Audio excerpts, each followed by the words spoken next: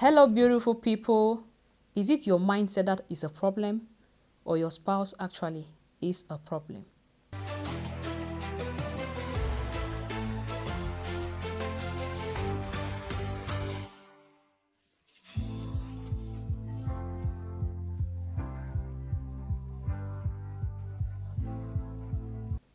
Welcome once more to Scum Media House, where we bring to you truths that transforms.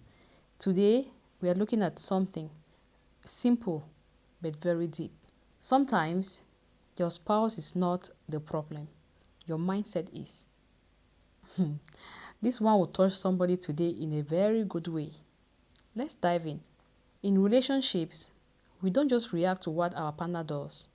We react on the lens we are using to see their actions. If your mind is already tense, if you're already feeling insecure, or you are carrying unhealed pains, even normal thing your spouse does will look suspicious or offensive. It's like wearing glasses with a scratch on them. Everything you look at appears distorted. But is it the object that's distorted?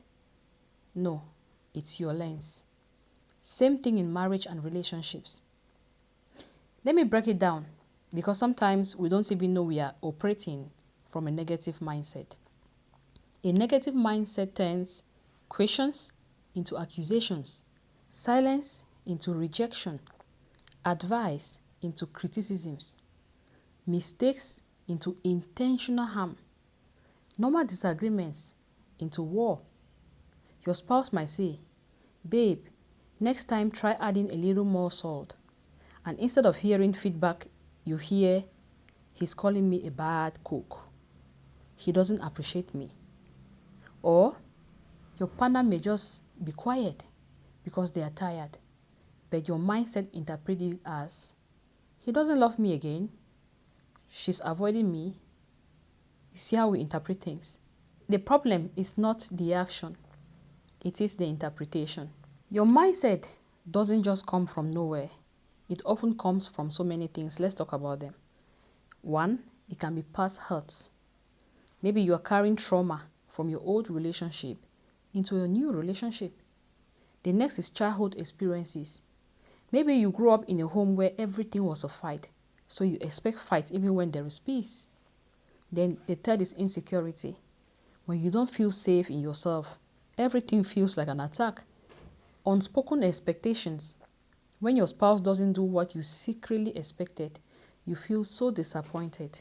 The fifth, which is the last but not the least, overthinking. Some people overthink for Africa. Before your spouse even explains, you've already concluded 5 negative things in your mind. All this shapes the lens you use in seeing things in your relationship. So when you always see problems, even when there are none, it drains your partner emotionally. They begin to feel like nothing they do is ever enough. They start avoiding certain conversations. Some even withdraw emotionally because they feel they are always walking on eggshells. A relationship cannot breathe when one person is always interpreting things negatively. It becomes tense, unhealthy, and tiring. Here's where healing starts. These 5 steps can save your relationship. The first is check your mindset before reacting. Ask yourself, is this what they meant, or is it my fears speaking? The second is communication. Communicate with curiosity, not accusations. Instead of, "Why did you say that?" maybe you can say, "Help me understand what you meant." The third is heal your unresolved wounds. Many people don't need a new spouse, they need a new mindset. Healing changes how you interpret everything that happens around you. The fourth, give your spouse the benefit of doubt. Not every action is an attack. Sometimes they are simply tired, busy, stressed, or distracted. And then the fifth point, practice gratitude. When you focus on the good in your spouse, the negative reduces automatically.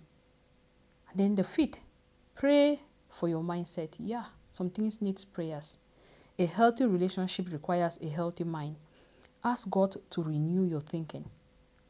Conclusively, dear people, before you conclude that your spouse is the problem, pause. Sometimes the relationship is not breaking. It's your lens that needs cleaning. Just like this lens I'm wearing. If it's dirty, I can't be able to see through properly. So sometimes you need to clean your lens, not actually clean your spouse. Thank you for listening. Share this with someone who needs healing in their relationship. And see you in the next episode. And just before you go, how about you hit the subscribe button if you have not subscribed yet? Hit the thumbs up equally. Tell us what you think in the comment section. I am your host, Mrs. Asanju Yvette.